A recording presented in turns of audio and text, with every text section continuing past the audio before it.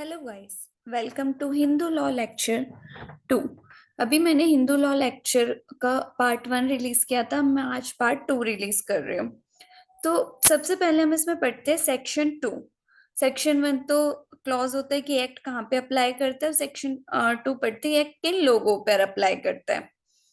ये एक्ट हर उन लोग जो हिंदू है, रिलीजन से मतलब कि अपने धर्म से वो हिंदू है या फिर वीराशवा है, लिंग्यात है और फॉलोवर है ब्राह्मो, प्रार्थना और आर्य समाज, इन तीनों में से किसी भी समाज के। और या फिर वीराशिव है जो विष्णु भगवान को फॉलो करते हैं, फिर लिंग्यात है जो शिवा भगवान को फॉलो करते हैं। To any person who is Buddhist, Jain और सिख। तो हिंदू लॉ हमारा किन किन रिलीजन तक जाता है? बुद्धिस्ट तक जाता है, जैन तक जाता है, सिख तक जाता है। उसके अलावा मुस्लिम, क्रिश्चियन, पारसी और ज्यू, इन चारों पर हिंदू लॉ नहीं लगता है। To any person domiciled in territories to which the extends who is not a Muslim, Christian, Parsi, Jew, जो इन चारों में से कोई भी नहीं है और ये जिस मतलब पूरे भारत में लगता है वहां तक उन लोगों पर लगेगा जो इन चारों रिलीजन में से कोई भी नहीं है। तब तक लगेगा जब तक वो इंसान प्रूफ नहीं कर देता कि वो हिंदू लॉ और कस्टम से गवर्न नहीं करता। ये जो एक्सप्लेनेशन है, the following persons are Hindus, Buddhists, Jains, ये वाला एक्सप्लेनेशन मैंने पिछली वीडियो में जो मैंने अभी आपको बताई है, कि मैंने ये पिछली वीडियो में बहुत ही अच्छे से आप लोगों को समझाया हुआ है। आप उस पे जाके इसको देख सकते हैं। फर्स्ट पार्ट में जो मैंने समझाया है बहुत अच्छे से मैंने आपको पूरे चार्ट के थ्रू समझाया है, तो वहां पे जाकर आप इसको देखना। अब हम बात करते हैं डेफिनेशन क्लॉज की। इसके हम इसकी डेफिनेशंस को पढ़ते हैं। तो सबसे पहले कस्टम और यूसेज जो इस एक्ट में डिफाइन किया गया है। तो कस्टम और यूसेज का मतलब है, ये आपने जूरिस्प्रूडेंस में भी पढ़ा होगा, continuously and uniformly observe for a long time. मतलब कि एक जगह पर बहुत टाइम से एक ही हिसाब से कोई धर्म या कोई धर्म ने कोई रस्म को निभाया जा रहा है, तो वो हिंदुओं में उस रस्म को माना जाएगा। कोई लोकल ट्राइब कर रही है, कोई ट्राइब कर रही है, कोई कम्युनिटी उसको फॉलो कर रही है या कोई ग्रुप और फैमिली उसको फॉलो कर रही है, तो उसको क्या माना जाएगा कि वो वहां का कस्टम और यूसेज है। प्रोवाइडेड, इसका प्रोविजन अब हम पढ़ते हैं। Rule is certain and not unreasonable और अपोज टू पब्लिक पॉलिसी। ऐसा नहीं है कभी हो रहा है कभी नहीं हो रहा, और ऐसा नहीं है कि वो पब्लिक पॉलिसी को अपोज यानी कि इमोरल नहीं होना चाहिए, वॉयलेंट नहीं होना चाहिए। दूसरा प्रोविजन है कि rule applicable only to a family, it has not been discontinued. अगर वो रूल कोई फैमिली ही ऑब्जर्व कर रही है, वो कस्टम कोई फैमिली, वो रिचुअल कोई फैमिली ऑब्जर्व कर रही है, तो वो अगर उसने वो डिसकंटिन्यू कर दिया तो फिर वो कस्टम और यूसेज में नहीं आएगा।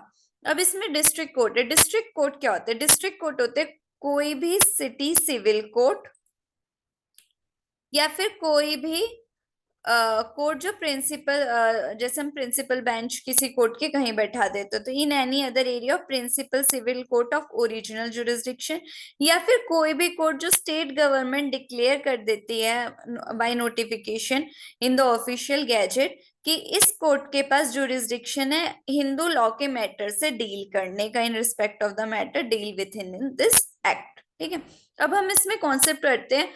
फुल ब्लड का कॉन्सेप्ट, हाफ ब्लड का कॉन्सेप्ट और यूक्रेन ब्लड का कॉन्सेप्ट।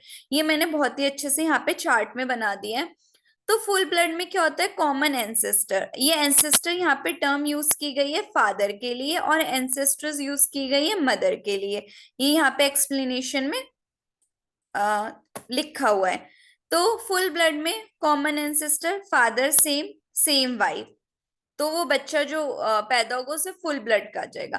हाफ ब्लड में कॉमन एंसेस्टर यानी कि father same but different wife, same husband लेकिन वाइफ डिफरेंट है, तो वो हाफ ब्लड में काउंट होगा वो बेबी।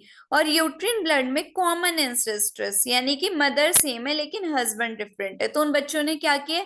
यूट्रिन, एक यूट्रिन शेयर किया है, इस वजह से उन्होंने एक यूनिट, तो उनको यूट्रिन ब्लड किया जाएगा। अब हम इसमें पढ़ते हैं सपिंदा रिलेशनशिप क्या होते हैं। सपिंदा रिलेशनशिप यानी कि उसमें आप कोई शादी नहीं कर सकते हो अपने सपिंडा रिलेशनशिप में।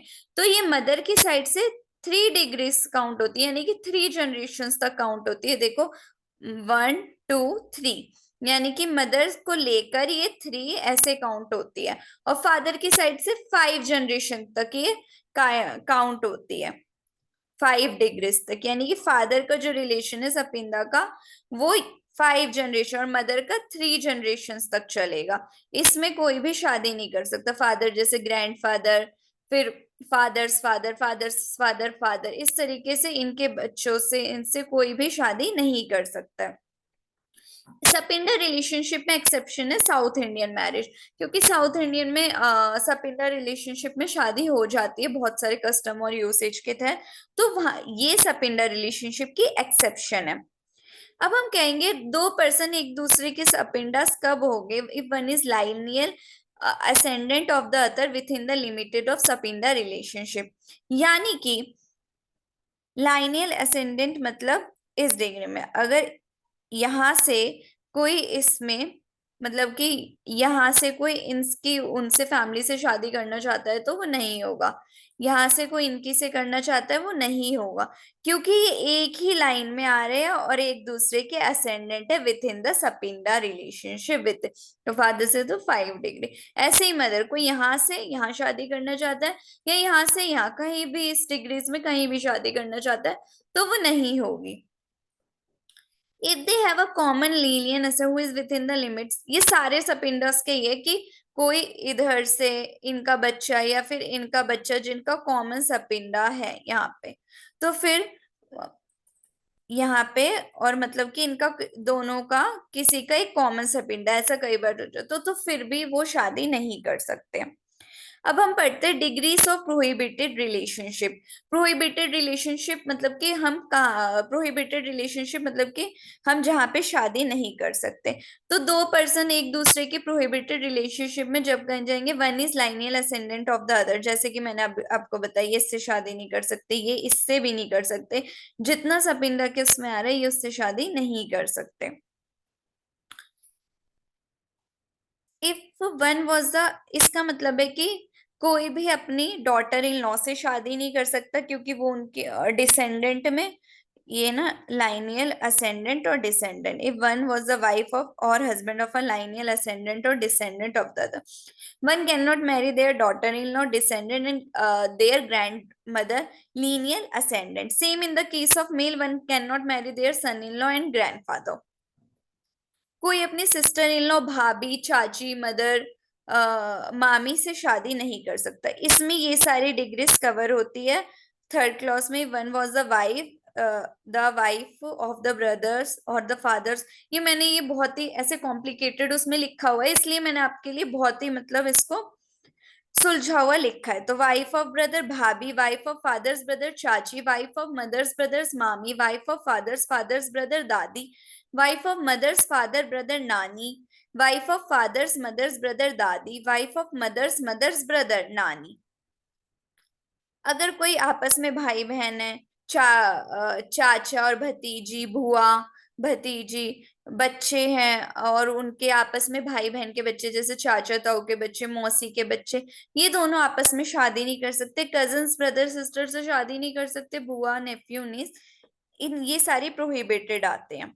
तो ये रहा certain close relation are deem to be prohibited degree. मैंने कुछ एग्जांपल लिखे, brother sister, niece and uncle, चाचा चाची, बुआ भतीजी, दोनों साइड में मामा भांजी, इस तरीके से शादी नहीं कर सकते। Children of brother and sister, children of 2 brothers और चिल्ड्रन ऑफ 2 सिस्टर्स। अब इसका पर्पस है कि रिलेशनशिप में क्या क्या इंक्लूड होता है क्लॉज 5 एंड जी में, जैसा भी हमने पढ़ा।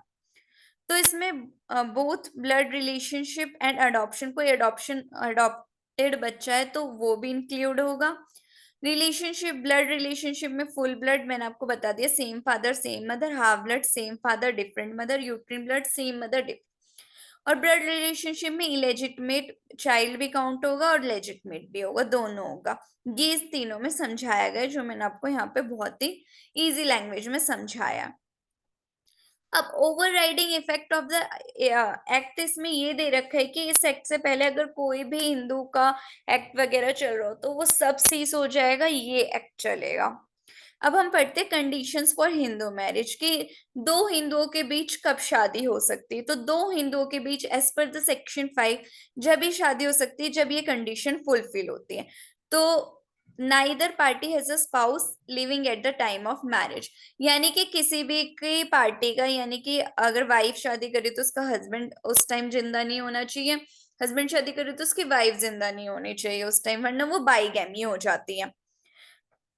तो वो शादी कर सकता है, और शादी के वक्त कोई भी पार्टी ऐसा ना हो कि वो कंसेंट नहीं दे सकती है because of soundness of mind. अगर ऐसे आदमी से शादी करे तो वो भी शादी मान्य नहीं मानी जाएगी। लेकिन मान लो किसी से कंसेंट लेनी, वैलिड कंसेंट ले ली, लेकिन वो एक ऐसे मेंटल डिसऑर्डर से गुजर रहा है कि वो शादी के लिए अनफिट है, जैसे कि बच्चे पैदा नहीं कर सकता। अगर कोई बच्चे पैदा नहीं कर सकता और वो ये बात पहले नहीं बताते हैं तो इस चीज पे भी आदमी शादी को मतलब खारिज करा सकता है। ये एक कंडीशन है इन हिंदू मैरिज कि प्रोक्रिएशन ऑफ चिल्ड्रन के लिए सुटेबल होना चाहिए इंसान, जब भी वो शादी कर सकता है। अनलेस एंड अदरवाइज सामने वाली पार्टी को कोई प्रॉब्लम नहीं है तो फिर इसमें फिर वो कोर्ट में आएंगे नहीं, अदरवाइज हिंदू लॉ में ऐसे शादी अलाउड नहीं। या फिर उसको अटैक्स आते, बार बार इंसेनिटी के अटैक्स आते, उस केस में भी नहीं होगा। और दोनों की जो शादी की एज है इंडिया में, ग्रूम को यानी कि दूल्हे की 21 साल एज होनी चाहिए शादी के वक्त, उसको 21 साल पूरे कर देने चाहिए, और लड़की की 18 साल एज होनी चाहिए शादी के वक्त। और parties with in the prohibited degree नहीं होनी चाहिए, क्योंकि अगर भाई बहन, जैसे अभी मैंने आपको प्रोहिबिटेड डिग्री बताया, तो उसमें भी शादी नहीं होगी अनलेस द कस्टम और यूसेज गवर्निंग। अगर जैसे कि मैंने आपको बताया कोई कस्टम, जैसे कि इसमें मैंने आपको एग्जांपल दिया था साउथ इंडियन मैरिज का। ठीक है, इससे जुड़े हुए आपको नोट्स मिल जाएंगे आपको मेरे वेबसाइट पे lawminds.co.in, उसका मैं लिंक शेयर कर दूंगी नीचे डिस्क्रिप्शन बॉक्स में। The parties are not sapindas of each other unless the customer usage governing each of the permits. अब सेरेमनीज हिंदू मैरिज की क्या होती है, एक जो हमारे कस्टमरी राइट्स और सेरेमनीज होते हैं जो शादी में फॉलो होते हैं, और उसके बाद जो एक सबसे इम्पोर्टेंट जो होती है, ऐसे कोई शादी नहीं होती जैसे टीवी में दिखाते सिंदूर भर दिया मंगलसूत्र पहना दिया, that is not a valid marriage under Hindu marriage act. और जो सबसे इम्पोर्टेंट हिंदू मैरिज में शादी की जो रस्म होती है वो होती है सप्तपदी। यानी कि सप्तपदी का मतलब ये नहीं होता 7 फेरे, नॉट 7 फेरास, नॉट 7 फेरास। सप्तपदी का मतलब होता है taking of 7 steps by the bride groom and the bride jointly before the sacred fire. शादी के 7 कदम चलने ब्राइड ग्रूम और ब्राइड को एक साथ, उसको हम कहते हैं सप्तपदी। ये रस्म होती है, यही शादी को पूर्ण करती है जब 7वां स्टेप लिया जाता है। ये फेराज नहीं होते हैं। अब हिंदू लॉ का लेक्चर 3 पार्ट 3 मैं जल्दी लॉन्च करूंगी। अगर इस लेक्चर में आपको कोई भी कंफ्यूजन या फिर किसी भी तरीके की और इंफॉर्मेशन चाहिए तो please comment in my comment box, and please like my video, share my video and comment on my video, and please subscribe my channel. Thank you so much.